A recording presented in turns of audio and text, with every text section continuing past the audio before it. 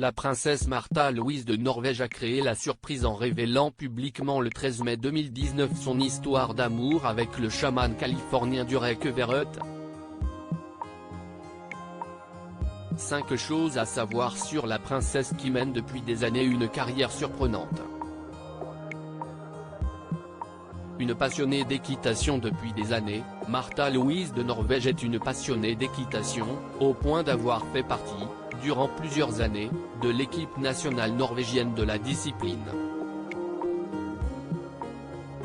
Sa passion ne cesse pas étiolée avec les ans puisque la princesse, qui anime depuis un an sur YouTube une chaîne consacrée aux chevaux, s'est lancée en 2018 dans les courses de trot. 2 contes pour enfants au début des années 2000, Märtha Louise de Norvège, passionnée par les mythes et légendes norvégiens, a enregistré pour la télévision nationale des contes traditionnels.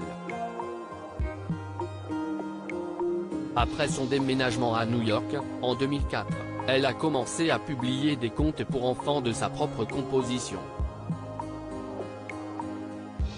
Ses 3 enfants. Märtha Louise de Norvège a épousé en 2002 l'auteure norvégienne Ari Behn avec qui elle a eu 3 enfants. Maud Angelica est née en avril 2003, Léa Isadora en avril 2005 et Emma Talula en septembre 2008. Märtha Louise de Norvège et son époux, séparés depuis août 2016, ont officiellement divorcé en 2017.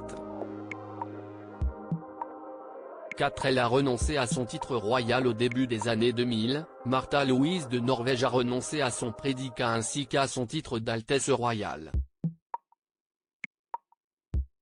La chose l'a conduite à désormais payer ses impôts sur le revenu, mais surtout lui permet de développer plus librement des activités professionnelles même si elle poursuit, malgré tout, quelques menues tâches de représentation de la famille royale de Norvège.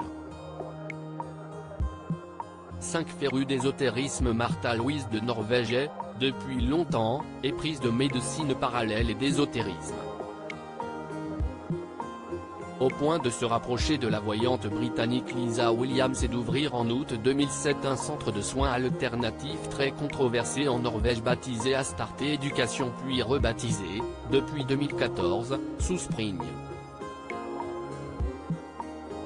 Si la chose est souvent définie comme une « intrigante » école des anges, la princesse Märtha Louise de Norvège préfère la définir, sur le site de Souspring, comme un programme de développement personnel avec une dimension spirituelle supposée permettre à chacun de découvrir sa voie unique.